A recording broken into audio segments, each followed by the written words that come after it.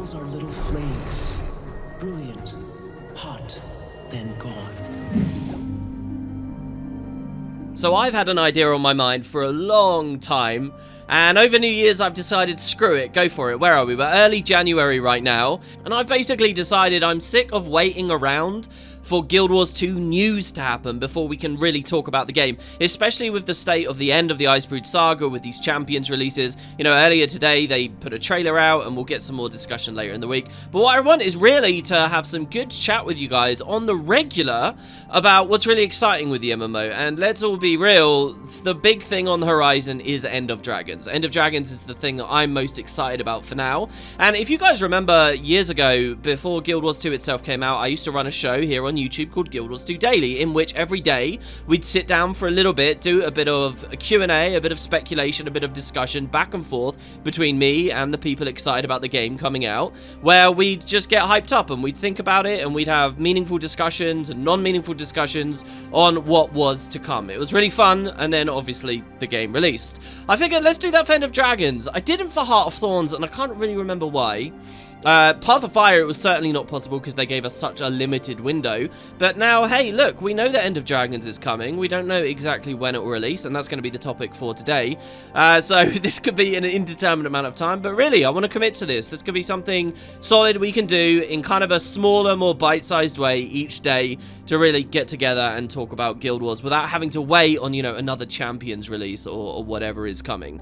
So yeah, these videos should end up, and please feel free to shout at me if they don't, in the 15 to 25 minute range, alright? Now to me, that's a bite-sized video. That's something that we can tune in on regularly, and it's not overwhelming. If you catch me creeping up over the 45-minute mark and so on, we'll have to rein it in a little bit. And what I'd like to do as well, early on here especially, is prompt you guys with a topic. You know, the expansion is going to be huge. There's so much fun stuff we can talk and think about. We can have a part talking about elite specializations in general, or even specific elite specializations for specific classes. What we think that they'll do with the mastery system, with mounts. Will they go with Heart of Thorns style meta events and rewards and replayability, or POF style stuff? What about strike missions in the expansion, or raids in the expansion, or how are they going to do fractals? What does Living World look like after? All the story topics we can go for, and on and on and on. You know, it's funny, when I look at the show we did before Guild Wars 2 itself came out, there was definitely a huge amount to talk about, and you'd think it would be maybe less now, but Guild Wars 2, if anything, has just become bigger, more complex, bloated, some might say, to the point where there's pretty much limitless strands to pull at. So that's what I want to do, and as we go along, maybe I can work out an intro. If anyone wants to help me with that, feel free to send me a message over on Discord. There's a link for that in the description, and we can roll from there. So opening, because I haven't given you guys a topic, there aren't any comments really to pull out. Well, there are a lot of comments, but I kind of want to start with a clean slate here. I figured a nice appropriate topic to open up on, and I will just do a bit of riffing here on that, is the release date. That's a pretty appropriate thing to be thinking out now, as we have this indeterminate date off in the future to which this series will be running to. And just really quickly, we'll have different footage in the background each time. Today I'm in Drizzlewood. You're probably going to see a lot of Drizzlewood for the next few weeks, because that's really what I'm grinding on, to get all my achievements and get everything done. I'm working on the Memories of Otter and stuff at the moment. As far as the build in the background, I'm kind of going for a Renegade that just spams out mass boons, so tries to keep Might high for the Zerg, tries to keep Alacrity high for the Zerg.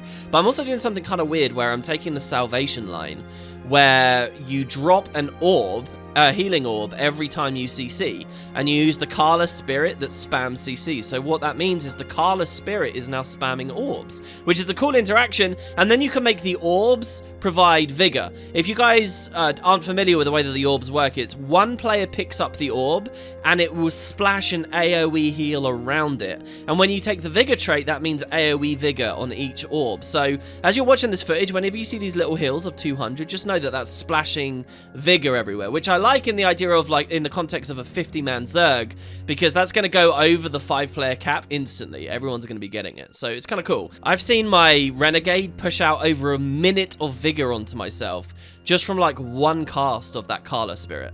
And so yeah, but my rotations are going to look weird. I'm not using the elite much. It's just because it's a fun, weird, wonky concept, which at the end of the day, isn't that what open world's good for? Back to the release date. So let's recap first of all. Heart of Thorns, the first expansion, came out in 2015. So launch was August 2012, and then October 2015 came Heart of Thorns. That's a really interesting date to me, can I just say as an aside, because I feel like that gap from release till HOT was really, really, really long. And that's not for no reason. A big part of that is, if you remember, right after Guild Wars 2 came out, they kind of wanted to move away from the whole idea of expansions in the first place. They wanted to redefine what updates to an online world would look like with Living World Season 1. They did the whole Living World Season 1 thing. A lot of people became exasperated during that window, which now seems like just a blip after launch. And then they did all of Season 2. Then there was a big wait for Heart of Thorns. So Heart of Thorns really felt like very late into Guild Wars 2's life for me. But the truth is, it was just 3 years. Path of Fire following that was a 2017 release, so they had just that 2-year gap. 2 years I actually think is the best place that ArenaNet could and should have been at. It's what you see a lot of other MMOs do. I feel like if you're going to be in that idea of boom and bust, you know, you get a huge population with an expansion where it spikes up, and then most people go away because most people are fair weather players and most people are only looking for those higher budgeted experiences that expansions can provide. Then you go through that bit of a lull, you monetize that as best as you can. Then about 2 years later, you do another big X-Pack. That's how we see a lot of Western MMOs work. That's how I think Guild Wars 2 would be at its best, and was at its best. The period from HOT to the release of Path of Fire, and hell, even the season following Path of Fire, was great. So now where are we though? It's funny, we're in 2021. That means this is a longer gap than the launch to Heart of Thorns gap. It's now 4 years. I mean, these 4 years, just personally speaking, as a human being, as an adult on Earth, have flown by so fast. I can't believe it's been 4 years since POF. I mean, it's technically, as I currently speak into the mic, 3.5. Path of Fire was September. We are, at the end of the day, right at the start of 2021. But for the release of End of Dragons, you know, it's going to be at some time this year. And here's the amazing thing for me to realize. My current prediction and estimate right now, I think, falls in line with most of the communities, which is, I think, late summer or early autumn. And personally, I would actually be happy even with a winter release, winter 2021 release for the X-Pack. I don't know how much of the fan base would be as patient as I am personally, and I think knowing that ArenaNet would actually probably skew it a little bit earlier. So I do think it's this year, I do think it's 2021, but no matter which of those dates you pick, we are, in the end, talking about the biggest gap between paid releases for this game that we've ever seen. It will be 4 years at that point. And I do wonder what kind of a knock-on effect that will have, whether that means that ArenaNet are actually going to push the release date a bit earlier. I honestly think that this 4-year wait could have gone by really well if, as far as the story's concerned, they dedicated a whole season to Palawa Joko and those desert areas. Then they did a whole season on Kralkatorrik. And that would mean that where we are in the story right about now would be just about to see Aurene ascend and just about to see the death of Kralkatorrik. I think if that had all been paced out a little bit better, and that richness of what we experienced in Season 4 had lasted a bit longer, I think we'd be feeling okay, but maybe I'm wrong, because the truth is that the Icebrood Saga, for all of its failings so far, is dealing with really cool story material. I mean, we've had cool interactions with a dragon, a cool idea of a civil war, cool idea of these two dragons fighting one another. On paper, everything about the Icebrood Saga is just as badass as the Season 4 subject material, but it's just not clicking because of the way that the releases themselves have gone. Anyway, back to the idea of them pushing an earlier release date. Just today, we had the announcement of Episode 2 of Champions, and what did they also say there? That they're bumping the Champions schedule up a bit, by at least a couple of weeks. And they did come out and say, look, we're not gonna, just because the Icebrood Saga is gonna end at X date, that doesn't mean that End of Dragons is also at X date. They've said that a few times, and I think we will find a bit more of a gap from the end of the season into the expansion than we saw, say, with Path of Fire. But the point is, why are they pushing these dates up? Because clearly the two events are correlated, even if they're saying that they're not. What are they basically tacitly admitting there then? That there'll be some massive content drought? I seriously doubt it. I think ArenaNet really will try to line up the end of this saga, I should say, with the X-Pack. And so the saga being a bit sooner to end might mean the expansion's a bit sooner to come. They could be really desperate at the moment just to get that expansion going. It certainly feels like they've shifted most of their employees over to that. And that could mean that we've even got a pretty good, pretty ambitious product about to release that can come out a little bit earlier and not necessarily be compromised too much. The other thing I kind of want to look at, and I find this interesting, I know some people like to discredit it altogether, but I really think it's just a part of a tapestry. It's something we can look at, and that's Google Trends. So here's the Google Trends for Guild Wars 2 over basically all time. You've got the enormous spike there in the middle. That's release, all right? That's when Guild Wars was truly massive. The manifesto video, and a disenfranchised MMO community desperate for something new, all that kind of stuff. The trickle down is leading into Season 1. And then you've got kind of two small humps later. There's the Heart of Thorns hump.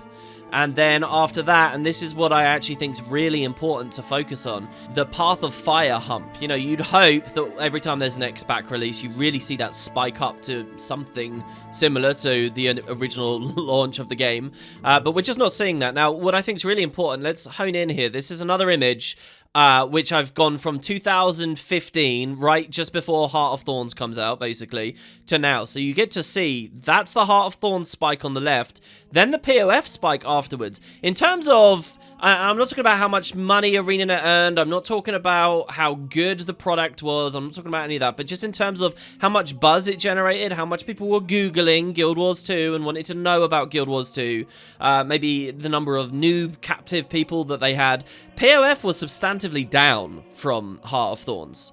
And I'm sure that ArenaNet will have taken notice of this. I actually think one of the reasons why we've got this 4-year wait is because they really wanted to push a new game out. They really wanted to go for something else to get another shot at one of those big spikes like we saw on the earlier image. I think that had probably been happening at the studio for years and years and years. Any number of projects, maybe still Guild Wars related, not Guild Wars related. What I call the golden age of Guild Wars 2, this amazing experience of Season 3 rolling into Path of Fire, rolling into Season 4.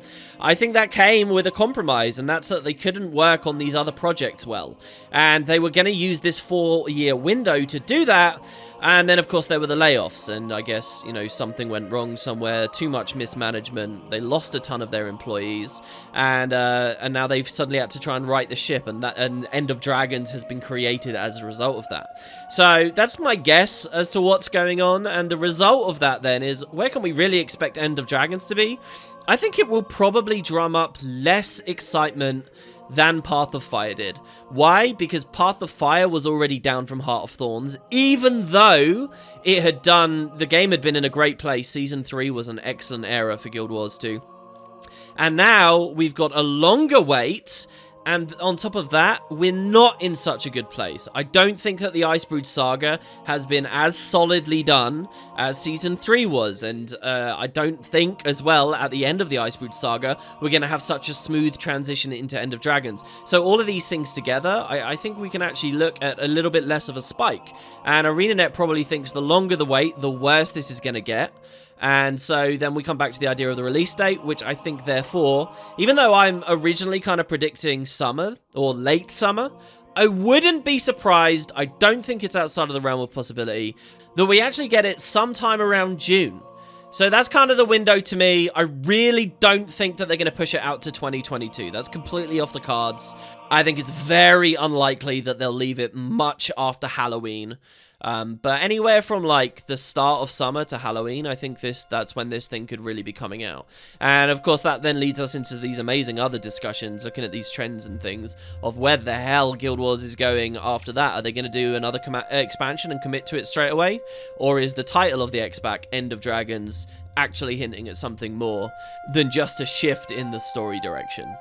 So yeah, that's what I think, and that's just kind of a bit of an opener. You guys can leave your comments now about the release date idea and discussions down below. Do you think I missed a big facet of this discussion? You've got an idea that falls outside of the realms of what I've said? I think everything I've said here is pretty safe. And beyond that, I want to open a new topic for tomorrow's episode, which is going to be on mounts. Alright, so what do you think about End of Dragons and mounts? Let's talk about something exciting. This one was a little bit of a downer. And I mean, you could say anything on mounts. Do you think we're going to get new Canthan mounts? It seems to me that that would be a great idea, a great bullet point on the list to try and sell the X pack. Will we get 1 or 2? Was the skimmer now being able to swim underwater a sign that we'll never find an underwater one if they covered all the kinds of movement?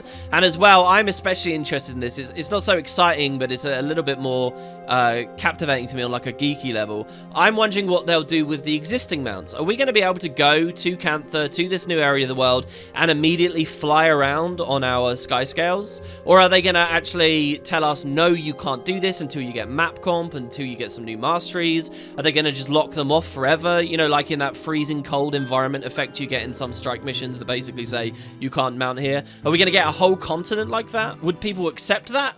What do you guys want from that? There's so much we can say with mounts. You know, if you've got a concept of some kind of cool Kappa turtle ability that's a multiplayer mount, let me have it and I'll be highlighting your comments. I hope to see you for tomorrow. Some bite-sized, regular discussion on End of Dragons. Thanks, guys.